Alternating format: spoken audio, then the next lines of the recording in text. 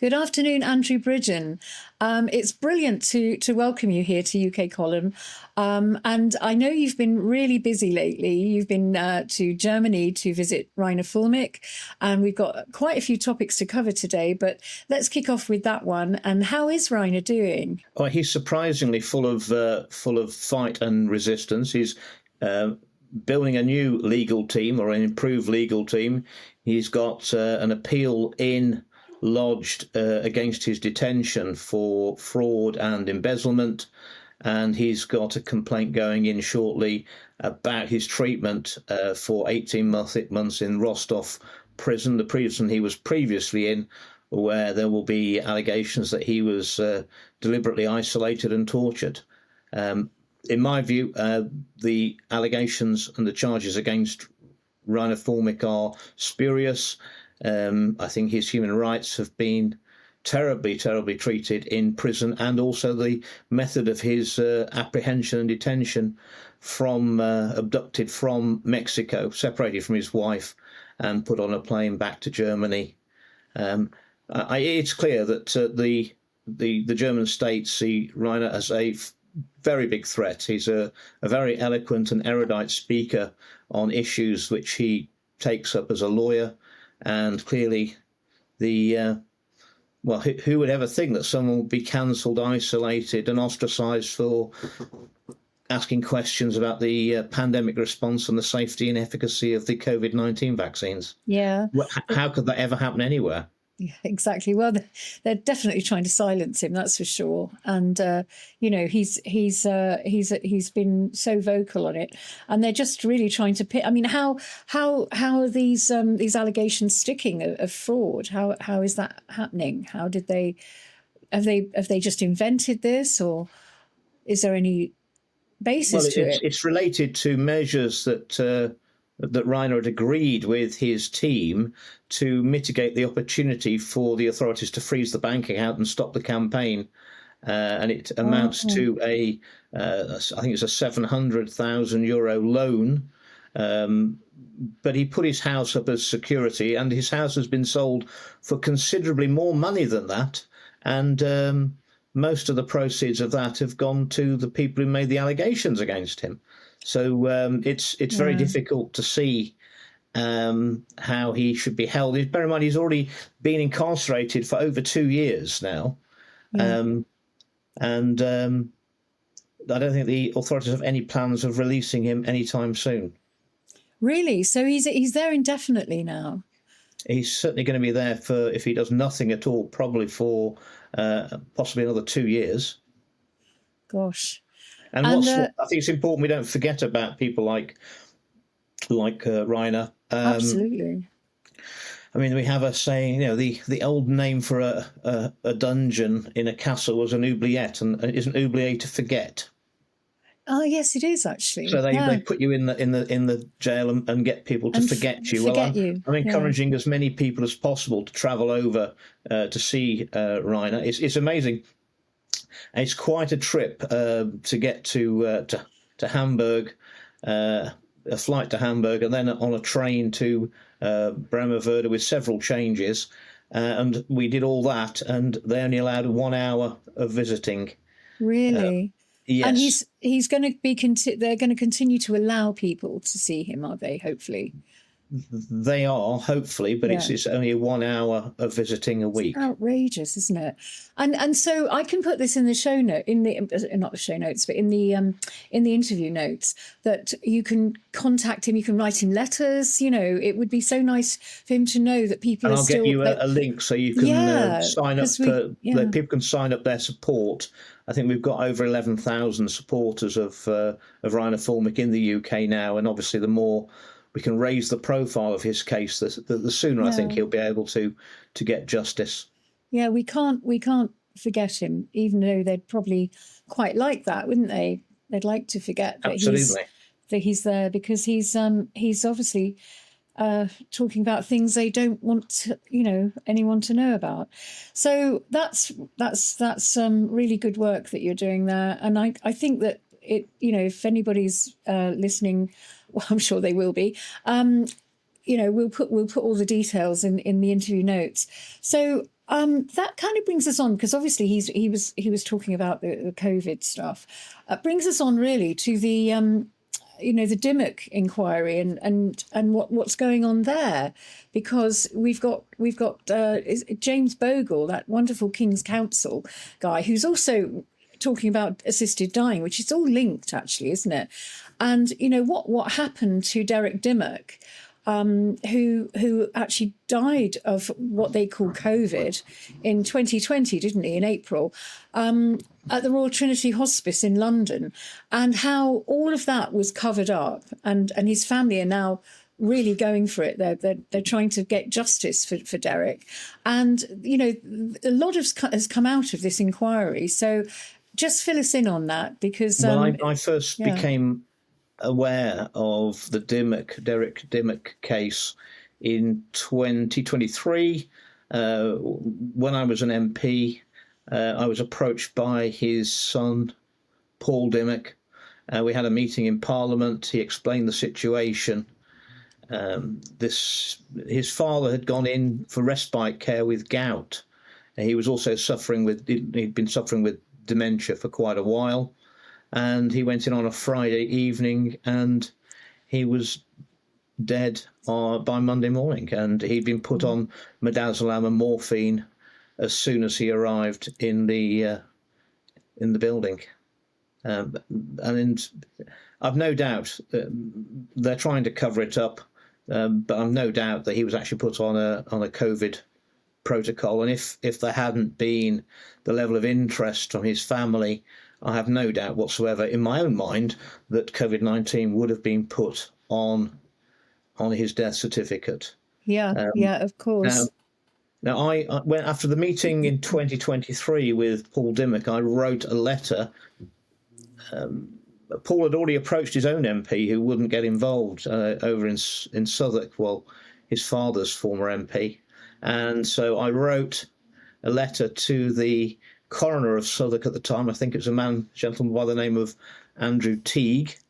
And I also CC'd in the chief coroner for England at the time, who's no longer in his position, and explained that my concern was that one of the major jobs of coroners' courts is to do expedite an investigation into a death, especially where there's a concern that ongoing procedural problems may be contributing to future deaths, current deaths. So that's the reason why, because I think that the coroner had said to the Dimmock family that there probably would be an inquest, but it might take several years. And I was pointing out that obviously a primary duty is to prevent ongoing deaths. That needs to be expedited. Well, interestingly, as a result of the letter I wrote to that coroner, Mr. Teague, at the time in Southwark, he authorised the Derek Dimmock inquest, and then mysteriously retired the day after. I think that was unpalatable to the establishment. I'd CC'd in the chief coroner for England out of politeness, and I got a letter back from him saying that he was reporting me to parliamentary standards for seeking to influence a judge, and he tried to get me disciplined, when all I was doing was reminding a coroner of his official duties to the public. Yeah. I mean, so much will come out of this, because, even James Bogle has said that, died with COVID was a code for unlawful killing. And that is absolutely true. And the fact that most of the COVID, what they call COVID deaths, were not, the spike in the death rate in 2020 was not due to vaccines because they hadn't been rolled out, and it certainly wasn't due to COVID. So what was it due to? Well, and actually, the data now, the excess deaths in 2020 only were the same as the deaths in 2008. And I think they were completely accounted for by the protocols that were used to treat COVID-19. So basically, if you were suspected of having COVID-19, there were two protocols. If you went to hospital, if you were strong enough, they put you on a ventilator. Well, we know that 85% of those people died. because they were And if you killing weren't them. considered strong enough for ventilation, you were put on NICE Guideline 163, which was passed by Matt Hancock on the 4th of April 2020. And that was basically palliative care, end-of-life drugs, which no one survived. Not one person survived. And they're a respiratory inhibitor. Midazolam's a respiratory inhibitor. In fact, it's the first drug they give on death row as part of the cocktail to chemically kill somebody, execute somebody. And when it's mixed with morphine, it's even more respiratory inhibiting. I mean, why would you give someone you suspected of having a respiratory illness and difficulty breathing a respiratory inhibitor? But of course, the symptoms of death would be absolutely aligned with putting COVID-19 down on the death certificate. So that's a bit of a shocker. And of course, midazolam was taken out of the successor to NG 163, which is NG 191, NICE Guideline 191. I think it was in November of 2023. And no explanation for that. And what I can tell you is that every NICE guideline, even the historic ones, are all available to be viewed on, I think it's NHS websites. And there's one missing from there. There's one that you can't find, where all trace of it has disappeared, and that's NG 163. Gosh, well, it's definitely a bad It's almost as if the there. NHS are ashamed of NG 163, and I think they should be. And if you take those, 35, 40,000 deaths, which were all put down as COVID-19, that makes the excess deaths in 2020 look rather different, because, of course, the real excess deaths didn't start until the vaccine rollout in 2021. And they haven't stopped now. And that's when the real spike in deaths went up. Yeah. Well, it's interesting because in Australia, they actually had the vaccine before they had much COVID, because it was summer down there, and you do not have a lot of respiratory illness in the summer, certainly not in Australia. And people are spending a lot more time outdoors. And as soon as the vaccines were rolled out in the UK, we saw a 20% increase in emergency calls for ambulances, which has never gone back to baseline. And they had exactly the same in Australia, where as soon as the vaccines were rolled out, the number of emergency calls for ambulances rose. And again, it hasn't returned back to the baseline level.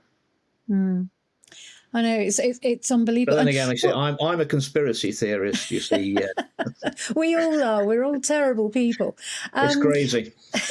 I mean, what really could be the biggest takeaway of all this is that it's being exposed. And I think James Bogle's doing an amazing job, because he did actually... What we're seeing is that the NHS runs on protocols. Exactly, yes. It's become a very dictatorial top-down system where the staff go along with what they're told from above, regardless of what's actually they're seeing with their own eyes and the patient experience, and it makes the NHS staff extremely compliant. But I think it's very telling, Sandy, that the one thing they can't make the NHS staff compliant with is keep taking the jabs themselves. And we're now in a situation where in some hospitals, 90% of the doctors and nurses now won't take either the COVID booster shot, which I think you'd be on number 11, or this year's flu jab, because of course it's been proven now from the Cleveland, Ohio hospital, which is I think the biggest hospital, most staff in America. So I think 52,000 staff. This is very, very good for doing trials on their staff. And they'd be more healthy than the normal population because they're all of working age.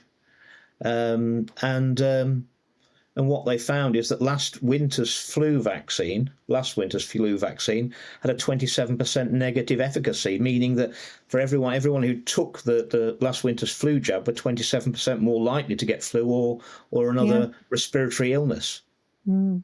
I mean, do you think, the people really ultimately responsible for all this? And as you know, Matt Hancock, Chris Whitty, Luke Evans, all these people, even Sir Andrew Dillon, all these people that are actually behind the push of all this, will they ever come to justice? Will we ever see them take responsibility for the devastation and the death that they have brought about? Well, we could do. But that's why the excellent work of Dr. Claire Craig and the Heart Group, which I've been helping them with when I was in Parliament and supporting them now, where they've been asking for the record level data held by the government of doses, dates and deaths anonymised, data that's already been given and shared with Big Pharma. So all the vaccine manufacturers have had this data. Dr. Claire Craig's been fighting since 2023 to get this anonymised data released. It can be in 10-year cohorts, and so no way of tracing it back to individual people who died of allegedly COVID or something else. And of course, it was a court case last week where the judge decided to side with the Information Commissioner and refuse the release of the anonymised data on the grounds that it could affect the mental health of those who are implicated. That makes it sound to me as if it's as devastating as we think it is. And of course, we've had a third of the record level data from New Zealand was released by the whistleblower Barry Young. He's still facing criminal prosecution and a potential 7 years in prison for releasing that data. And we have seen a form of the data from the Czech Republic. I think that was 11 million vaccine records anonymised for the Czech Republic. And of course, if all the vaccines were safe and effective, there wouldn't be any difference between the unvaccinated and the vaccinated. We're seeing a lot of studies coming out now, especially that the 18 million person vaccine trial, data from Japan, where there's a huge spike in mortality in the vaccinated but not the vaccinated over the 3 months following taking the vaccine. I mean, in any real world, the data that we've had against the vaccines, the COVID-19 vaccines, would have had them withdrawn years ago. I'm afraid the people in power are so committed to this, they just can't get out of it. Because to stop them now would be an admission, and then the data would have to come out and people will get held to account. And I'll go back to what I was told before I was expelled from the Conservative Party for life for my views on the COVID-19 vaccines. I was told that the government or the establishment wanted to cover the vaccine harms and excess deaths up for 20 years, long enough for everyone to get away and everyone to have moved on. And I said that was unacceptable, especially when they were seeking to vaccinate small children at the time, which I managed to stop the government doing through my speeches in the chamber of the House of Commons. And I would remind your viewers that I've got all the evidence that historically the thalidomide scandal, that was covered up for 11 years. It was removed from the market with safety concerns in 1961. It was 1972 before the word thalidomide was allowed to be spoken about in the chamber of the House of Commons. So they've done it before. And if we don't stop them now, undoubtedly it's going to be done again. And that's unacceptable. Absolutely. And looking back, I mean, sometimes I wonder how the COVID era will be seen in history, or will they just try and wipe it as though it never happened? Because actually, as soon as the Ukraine war started, suddenly COVID went away, didn't it? I mean, it just literally disappeared. The COVID emergency was ended at midnight on the 21st of, was it 20?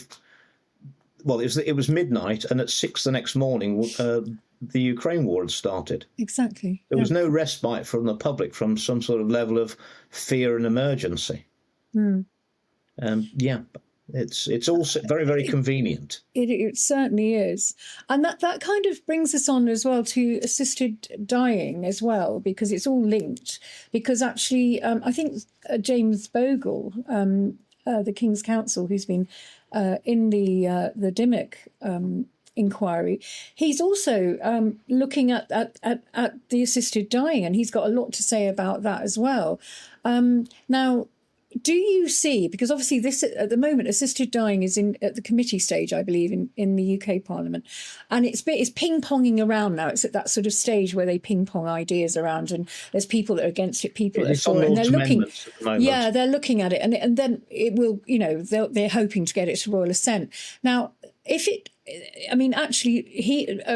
Bogle says it's a flawed, completely flawed system, which it is, and they've somehow managed to get this Henry VIII powers, which is really government by diktat.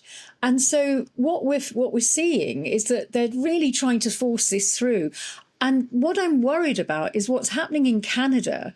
Could the Ledbetter initiative be going the same way as Canada? Because there is a massive sort of, I think it's a euthanasia program going on in Canada, where it's all down to cost. And they will save so many trillions if they encourage people to go for what they call assisted dying. It's not assisted suicide. Why they call it assisted dying, I don't know, but it is assisted suicide. Well, through the Lord's amendments and the debates around there, and barely getting through one amendment a day, I don't think it's possible for this bill to get to a position of royal assent if it gets the votes before May. So we have a bit of time left, but that doesn't mean we can ease back.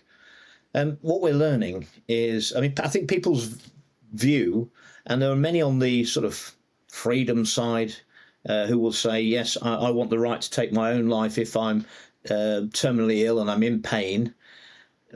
That isn't where this bill's going to end. No. What's actually going to happen is that when an elderly, vulnerable person arrives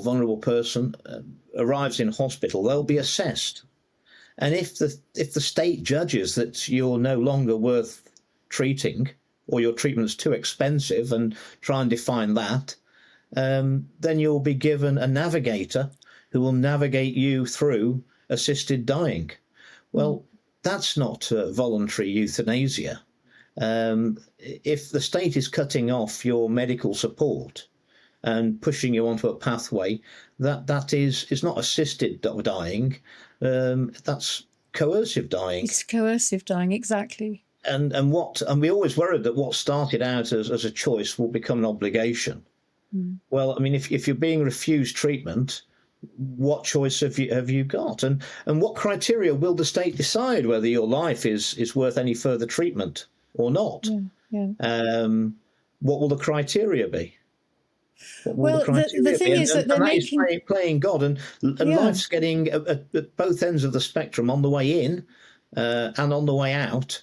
I mean, life's getting very cheap in this country. It's being It certainly diminished. is, and you're absolutely right. On the way in, we've got all these, abortions right up to term. I've got an interesting story for you. Forgive me, I do have a friend who's a Labour MP, a personal friend. How dare you? I know, but I mean, on a personal level, not politically. Obviously, he's a socialist, and obviously he's completely misguided. But he does have a heart, and I pulled on those strings, and for 15 years I've known him, and for 14 of those years, they were on the opposition benches, and he always wanted to be on the government benches. Well, he's had that for over a year. And he would be in what you'd class a very safe Labour seat. He's a 5-term Labour MP. And I asked him, what's it been like? And he said, we're finished. He said, the whole Labour Party's finished. He said he'll definitely lose his seat at the next election. He said there's a few of the new Labour MPs who think that they can pull it round. He said, but they're deluded. It's over. And I said, well, look at what you've done. You promised you were going to cut any bills for the average household by £300. You took the winter fuel allowance off the old age pensioners, the majority of them, and then you put energy bills up by 9% last October, and they'll go up again. I said, you've taken benefits from the severely disabled as if that's going to make them able to work. And I said, and of course, don't tell me you voted for that appalling piece of legislation to decriminalise abortion up to birth, which is murder. Let's not beat around the bush. Which I don't think 2 or 3% of the population in the UK generally would support that. But it flew through Parliament. And he actually, worryingly, he said to me, I don't know, Andrew. I said, what do you mean you don't know?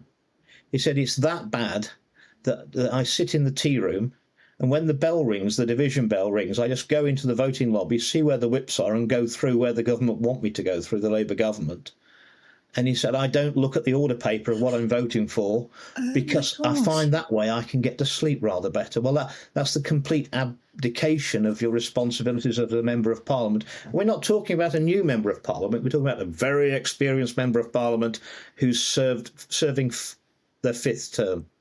Now, that's what I'll tell you is that the answer to these problems is not going to come from the House of Commons. It's not, is it? No. I mean, I know you're not a great fan of the House of Lords, but what I've been comforted by a little bit in the last couple of weeks is there's a lot of the Lords against all of this, and they are standing up and Do you think that's vested interest? I think they may be nearer to it than some of us. What do you think? But even in the abortion side as well, there are some that are really, really against it. So, well, it's the assisted dying is a private member's, but it's not in the Labour manifesto. The Lords can oppose it if they were minded to. If they were minded to, it can't be forced through under the Parliament Act because it's not. So do you think it's because they're so near their maker, they don't really want this to go through? Well, I mean, I would hope that they've got more skin in the game than most of us. Well, they are. Yeah, some of them are quite getting on a bit, aren't they? But yes, I mean, it is. So do you really think that they'll have trouble getting this through? That's kind of what I want to hear. If people like my friend are not even looking at what they're voting for, Labour has such a majority. And clearly, it's the intimidation of the whips. And I did say to him, I said, look, if you know you're gone at the next election, why don't you stand up and tell the truth? Yeah. And he said he wasn't brave enough. You see, we need more people like you, Andrew. That's the problem. People would actually have a conscience. I don't know about that, but we certainly don't need people like we've got in the House of Commons. Yeah. I mean, what I was sussed out, obviously, through my career and going against it was that, you're rewarded in politics not by looking after the interests of your constituents, but by looking after the interests of your party. And seldom they are aligned. And that's where it all goes wrong. But that's where the rewards lie, in being loyal to the party, not to the people who vote you in at elections in your area. And time again, that's been proven. And that's a major problem. And I'm afraid, having spent nearly 14 and a bit years in the House of Commons, the whole system, Sandi, is rigged against the public. It's there to serve the people it's there to serve, and I can assure you it's not the people it should be serving. And the worrying thing is that no body in politics in the UK is suggesting radical constitutional reform and a different form of governance. And I don't think, since the current system of governance has got us into the lamentable situation we are now, and all the problems the country's got, I can't see that the current system can get us out of it. So what's the alternative? I mean, what can we do? Because obviously the system's rotten to the core, has to go. So what possibly can you obviously need something there, otherwise it's chaos. What I would suggest is 2 radical reforms, and it's no good just reforming around the edges. I mean, anyone who's in the political game now with a party, I mean, effectively you're in the game. And the public can't win with this game. The rules are set up so the public can't win. So we need a different game. I would immediately get rid of the House of Lords if I had the power. I'd halve the number of MPs, double the pay, no external interest while you're an MP, and limit terms to maybe maximum 3 terms in Parliament. 3 parliamentary terms, so there wouldn't be the career politicians. I'd make the House of Commons the place where legislation was initiated, and then move over to a hybrid system of the Swiss direct democracy model, where we'd have to have referendums every 3 months. And the public would become the second chamber, and we'd only get the laws passed that the public voted for. But of course, to that, you've got to have an informed public and an independent, unbiased media to explain the issues, so that we can have that public debate. And we don't have that in this country at the moment. So that would need to be established as well. I mean, the fact is, you can't trust politicians. That's what I'll tell you. They're easily bought. And the party system is very, very corruptible. Yeah. I mean, so what is it about the House of Lords that you really object to? Because what I really object to is the people who've played the party game and been loyal to the party over their constituents. They are rewarded ultimately by a seat in the House of Lords. Right. That's so it is the den of. So it's the ones that have played the game. It's the last redoubt of complete scoundrels, as far as I'm concerned. Okay. The least deserving politicians, because they can be banked on to do what they're told. Oh, right. Okay. And they are the ones who've got the most freedom. They don't face election. They've got a job for life, and they can speak. I mean, we're supposed to speak in the House of Commons without fear or favour. Well, I was, they tried to bribe me in January 2020 to offer me anything I wanted to shut up, and then they threaten you. So, I mean, in the House of Commons, there's a lot of fear and a lot of favour. I can assure you of that. And obviously, if you've got career politicians who've played the party game, you've corrupted the House of Lords as well. It isn't independent. Yeah, it's clearly not, and we've got a long way to go before. I mean, I don't know how we get out of this mess, because it's chaotic. It's chaotic. This is a global problem with all governments. I mean, you look at. I mean, I was looking at Canada this week with their assisted dying bill, and it is a full on. Yeah, it's a full on. Well, I called it genocide, because. And yet there's no one monitoring it, or there's no questioning of it. Yeah. No, they're going to be offering people who are deemed too expensive in the system. Yeah. They're not going to be offering them palliative care or assisted dying. All they're going to be giving them is assisted dying. So there is no choice. Yeah, I was just looking at. When the state decides that you've passed like an old machine or a car, when they've decided that you're too expensive to keep on the road, that will be it. Yeah, I mean, I was looking at this new paper that came out. I think it was last week, and I did put a piece on the UK Column News about it. But it basically, they've done this sort of cost analysis, and they quite openly. I couldn't believe they were openly saying this. It actually said that by bringing this assisted dying bill forward, the MAID system they have there, which is the medical assisted dying, that they will save I think it was 275 trillion Australian dollars. If this goes through, it wasn't through any kind of improved healthcare, it was through assisted dying, and they were quite happy to publish that. Of course, they're encouraging people in Canada to people who are vaccine harmed, rather than compensation. Vaccine harmed, and of course, people who are depressed. If you're wealthy enough to be able to afford private healthcare, you can get yourself out of this system. Yeah, exactly. It's a very much a system for the rich to be able to live, and the people who they feel are a drain on society, people who are depressed, people who've got eating disorders, people who are genuinely, or people who are disabled. They're offering this to disabled people and to people that they feel are a drain on society. Now, where is the humanity in that? There isn't any, and they are playing God, and they should not be doing that. I mean, it's just, I can't believe this is happening in our lifetime. I cannot, honestly. It is shocking. It's very much Brave New World. It is Logan's Run territory, isn't it? Oh, absolutely. It's awful. Absolutely awful. Now, I know we wanted to speak about Ukraine as well, because obviously you've been dealing with a lot of what's going on in Ukraine.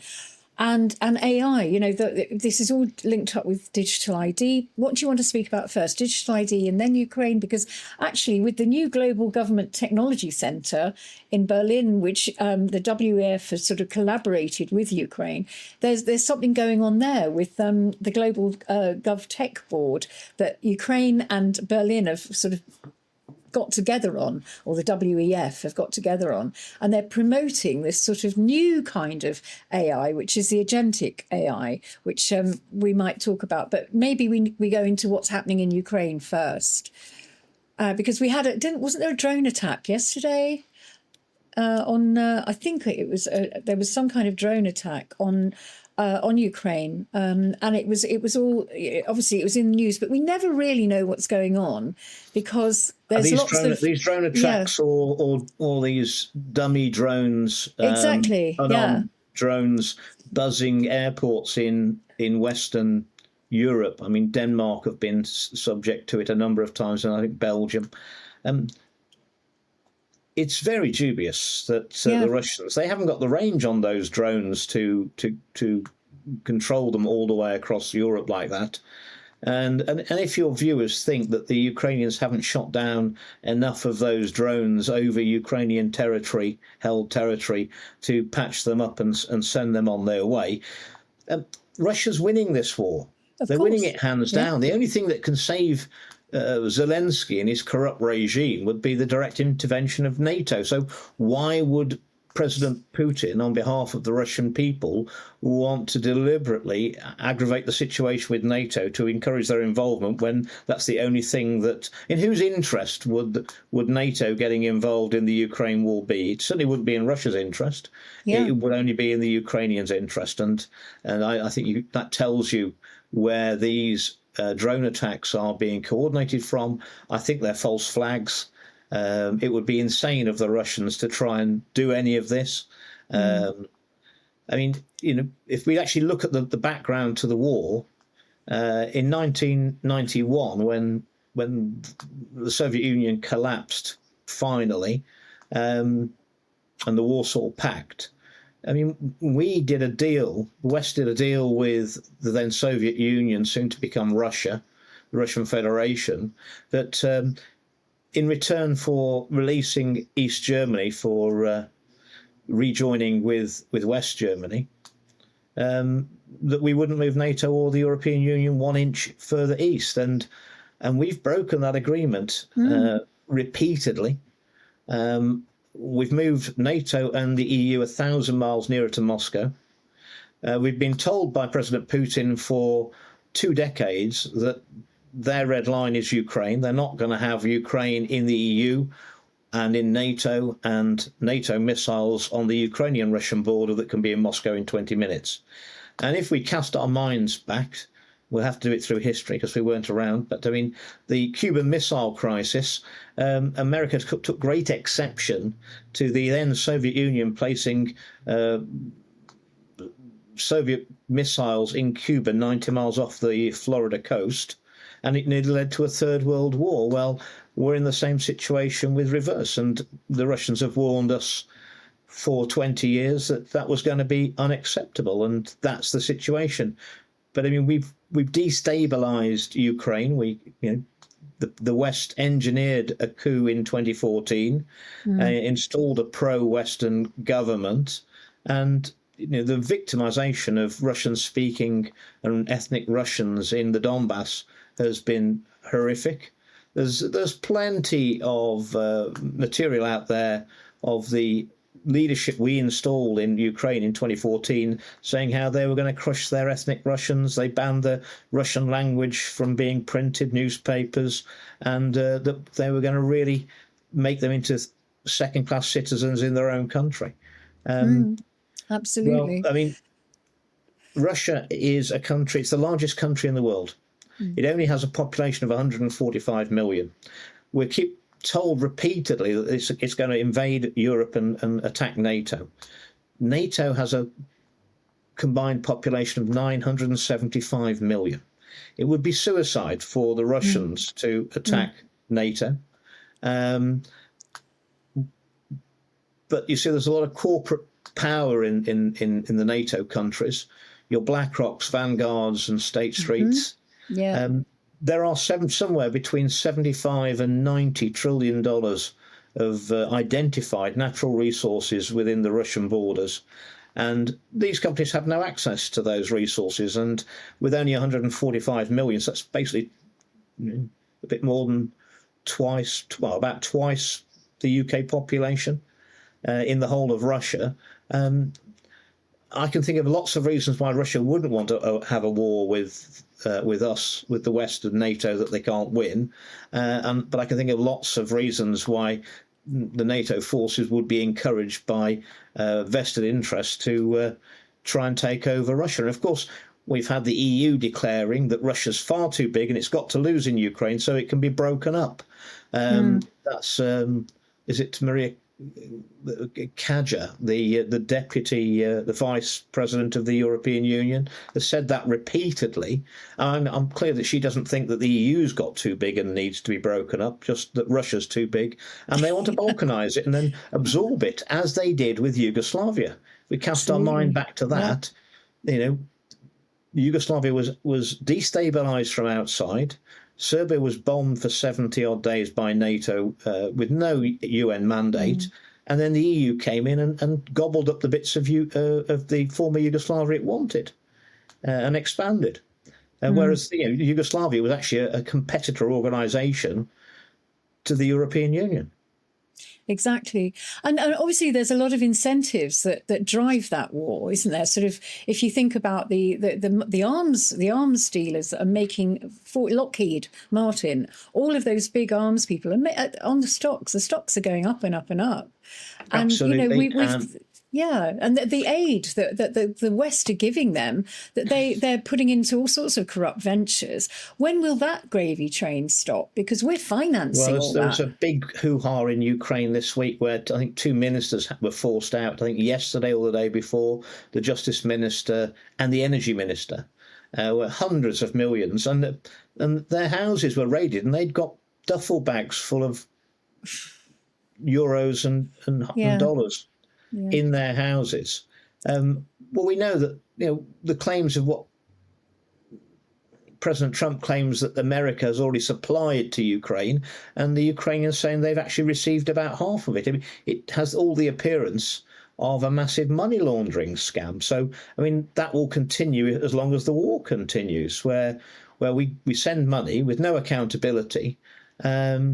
And it just disappears into black holes. I mean, I've also, we should be aware that a lot of personal weapons have been donated in kind. So you've got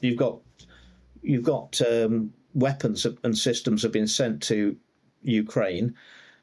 I'm told that half of the weapons that have been donated, sort of personal weapons, rifles, pistols, they've been sold for cash onto the black market, onto the illegal arms market.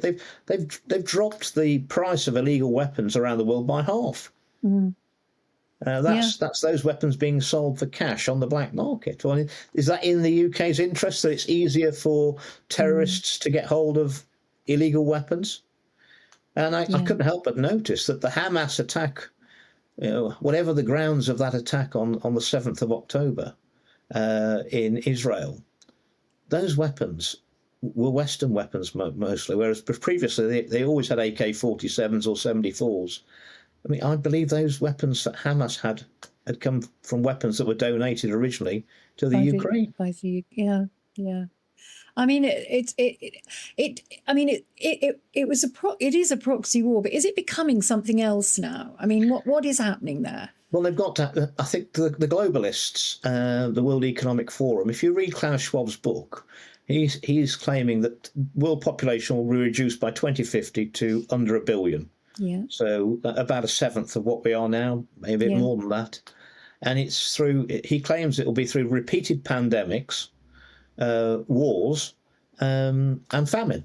And if you look at our so-called leaders around the world, they're in lockstep on all of those issues, signing us up to the WHO, take control of our every aspect of our lives in the event of another pandemic. And there's obviously now serious doubts about whether the COVID COVID-19 would have justified anything like a worldwide shutdown.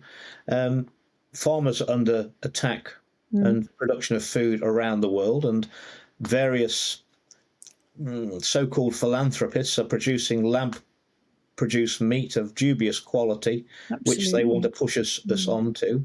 And of course, wars are being propagated and encouraged around the world. And let's not beat around the bush. When we sent Storm Shadow missiles to Ukraine, we didn't train them to fire them and aim them. Those missiles are being fired, managed by UK, we'll call them technicians, but there were people who would have been in our military not long ago. So we are firing our missiles, UK missiles, out of Ukraine at Russian cities. The French are doing the same with their scalps, and the Americans have been doing the same with their attacker missiles. If the Russians had got a treaty supporting Scotland, and the Russians were in Scotland firing missiles into English cities, would we be at war with Russia? Exactly. Yeah. And would the Americans stand that if it was over the Mexican border or the Canadian border? I don't think so. Absolutely, yeah. I think we have to see the situation where it is, and it's certainly not the situation that the BBC and our mainstream media are painting. And I don't know how they're going to get themselves out of this corner, because they've told the British public for years that Ukraine are winning. Exactly. But they're going backwards very fast, and the casualties. I mean, we have sacrificed, the West has sacrificed Ukraine on the altar of our own foreign policy decisions and trying to weaken Russia. And I think, quite honestly, what we've done is we've weakened ourselves. We've weakened ourselves, we've hollowed out our own militaries, and we've strengthened Russia. And there are very, very few Ukrainians left.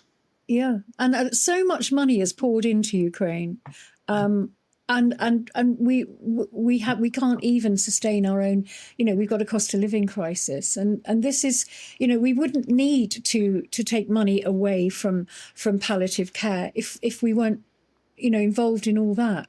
And it's almost like problem, reaction, solution. They can bring in assisted dying. No, of course, it does sort out many things. Yeah, it sorts out everything for them. If they can get us into a big war, I mean, you've got Macron, who's deeply unpopular in France. He doesn't want any elections.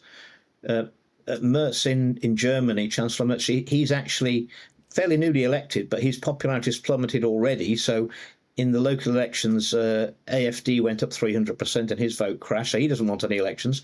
And clearly with Starmer, he's the most unpopular prime minister we've ever had. And his own MPs know that they're all going to lose their seats, so they don't want any elections. If they can get us into a big war, they can enact Tony Blair's Civil Contingencies Act that will give the government effectively martial law powers.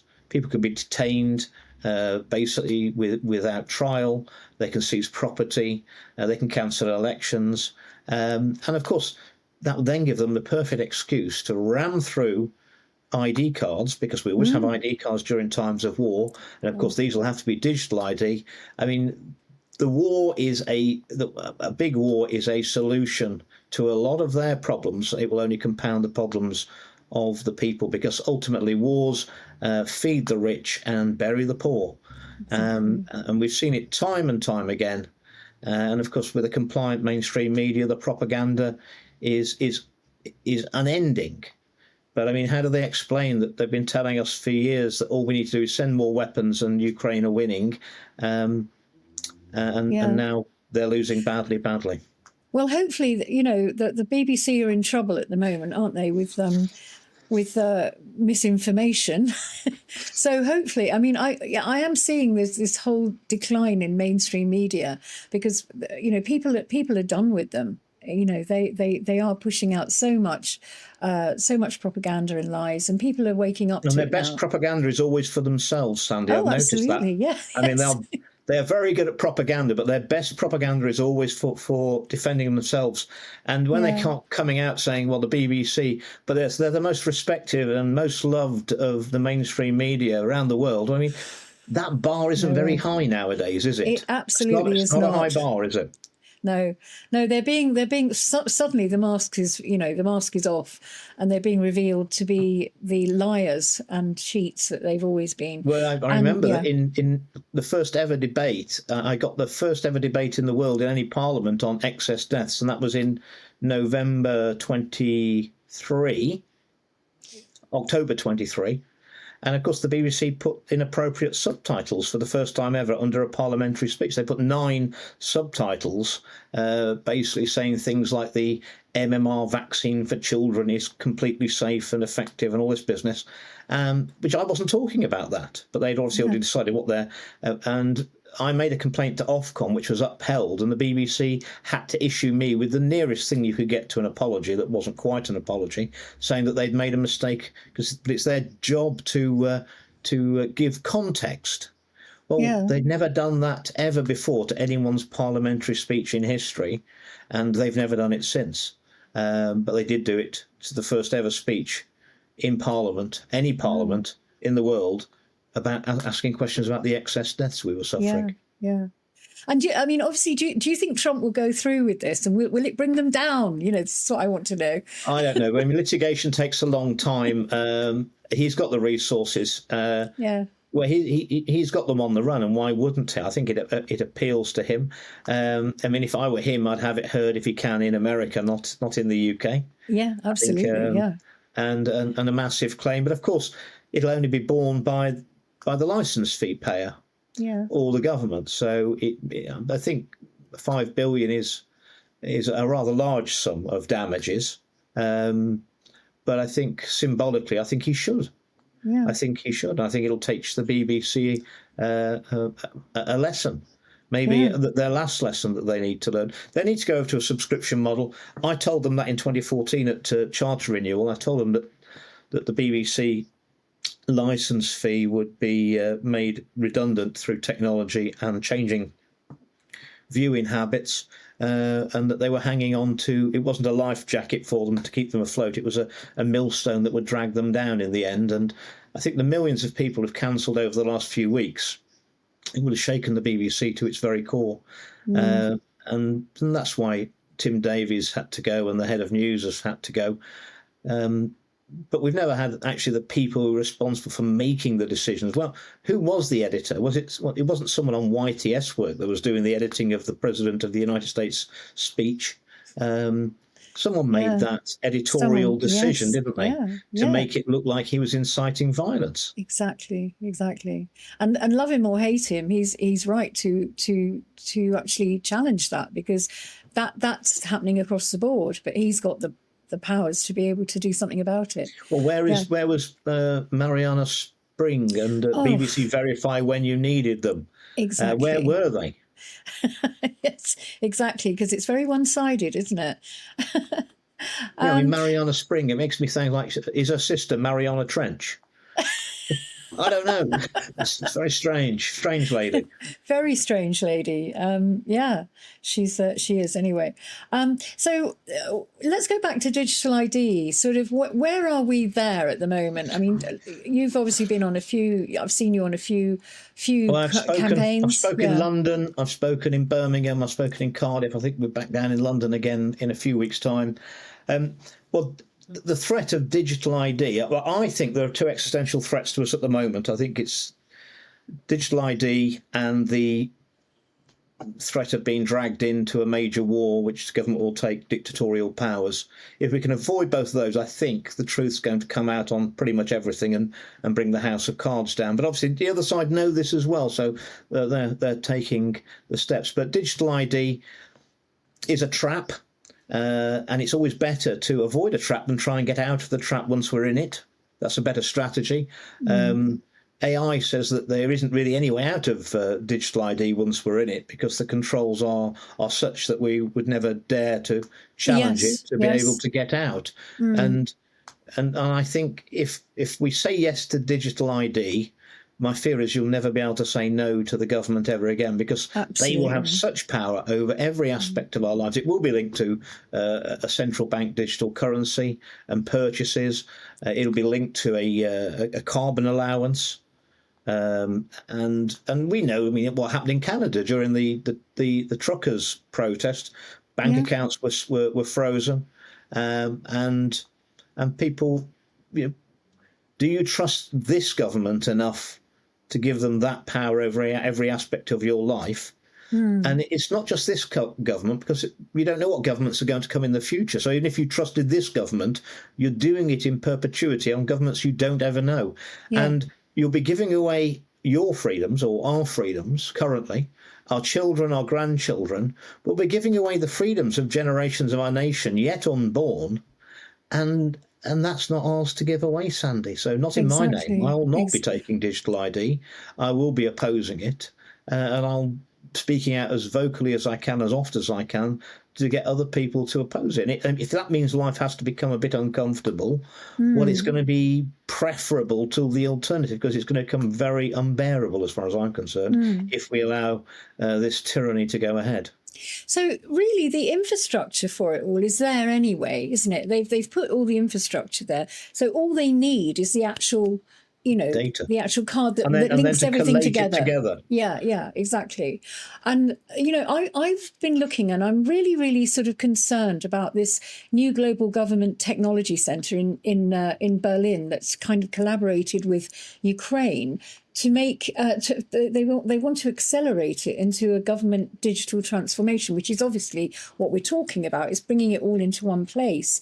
Now, what they've put forward is something called agentic AI, where the humans give over agency to the AI. Now, how they're going to do this? But they're trying to bring this into the UK through Microsoft, and what they're doing is they're trying to install it into the civil service, the education system, the NHS, health and social care, policing and crime as well.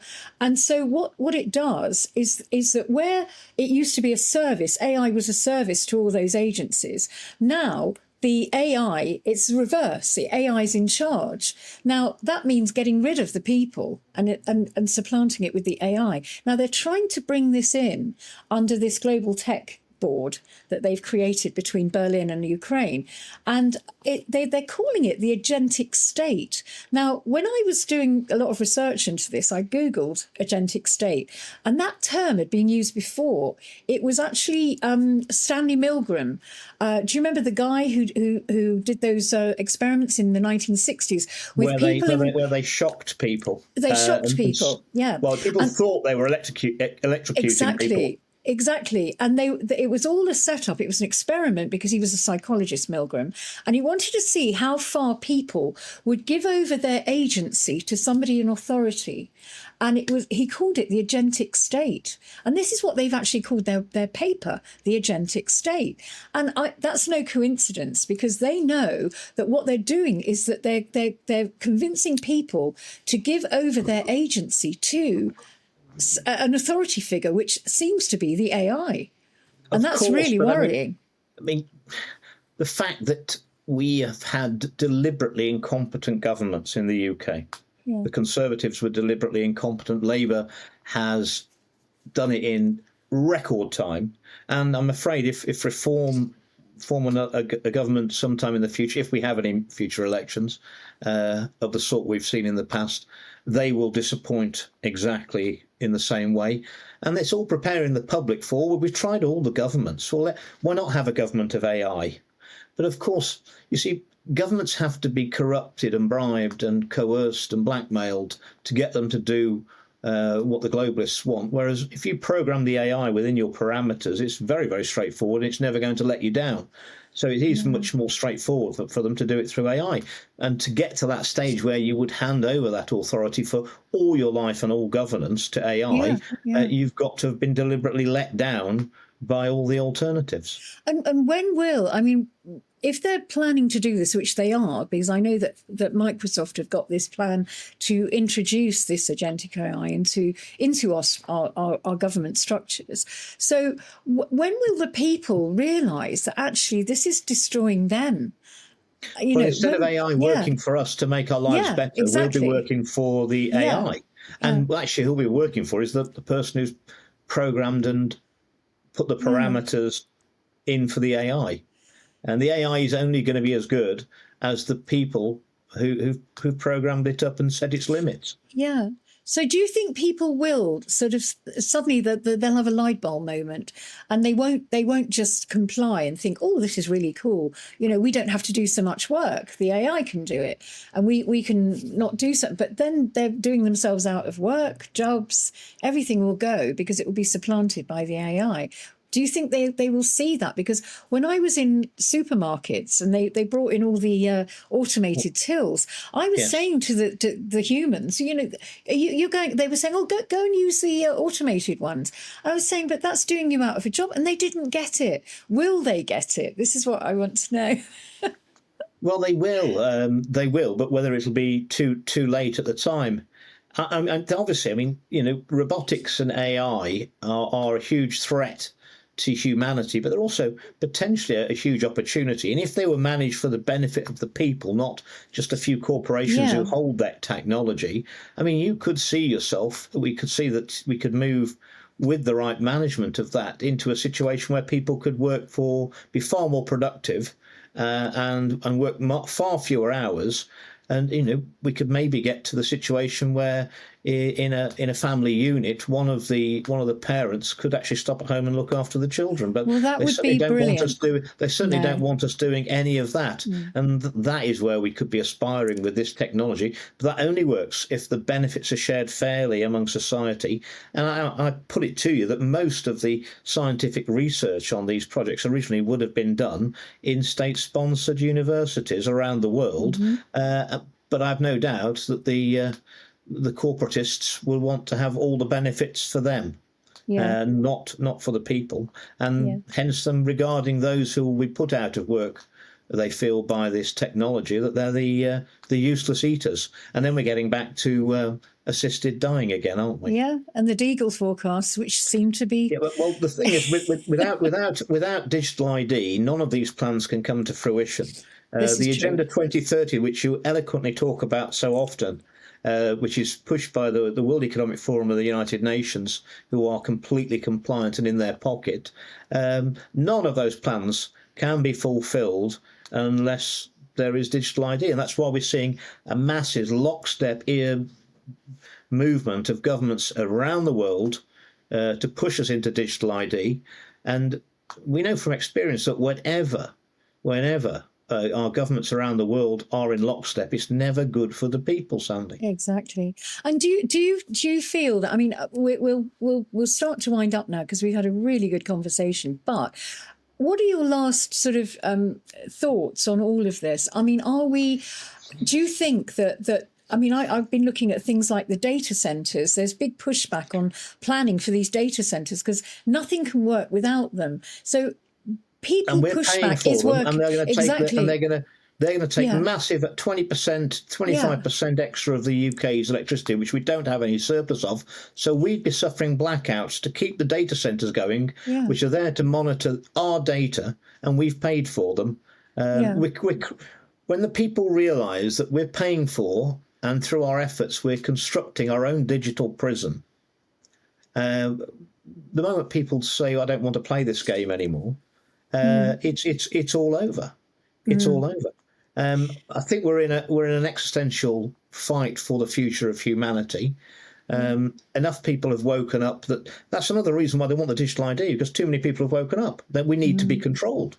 Yeah, we need to be controlled because we shouldn't be able to have this conversation, Sandi. Yeah, we might influence, but we're spreading disinformation all the time. Bring it on. I just posted a post, a little clip.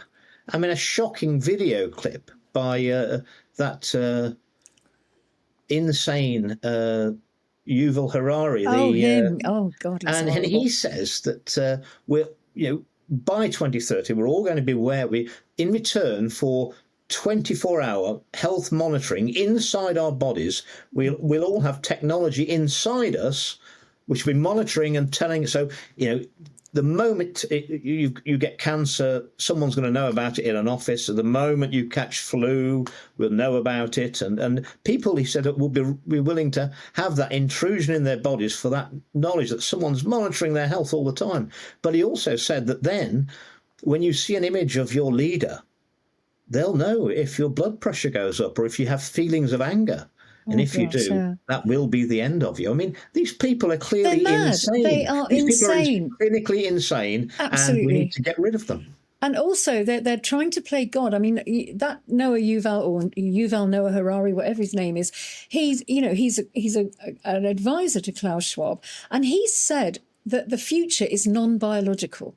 He envisions a non-biological future. So that means everything must go that's biological, because he wants an artificial future. Well, they are the gods. That's what they see themselves. Malthusian eugenicists. Absolutely, and, if they wanted to lead the way and reduce the population by popping themselves off, I think we'd start feeling a lot more confident about the future, quite honestly. Yeah. Well, that's a brilliant conversation. Thank you so much, Andrew. It's been an absolute pleasure to have you here today.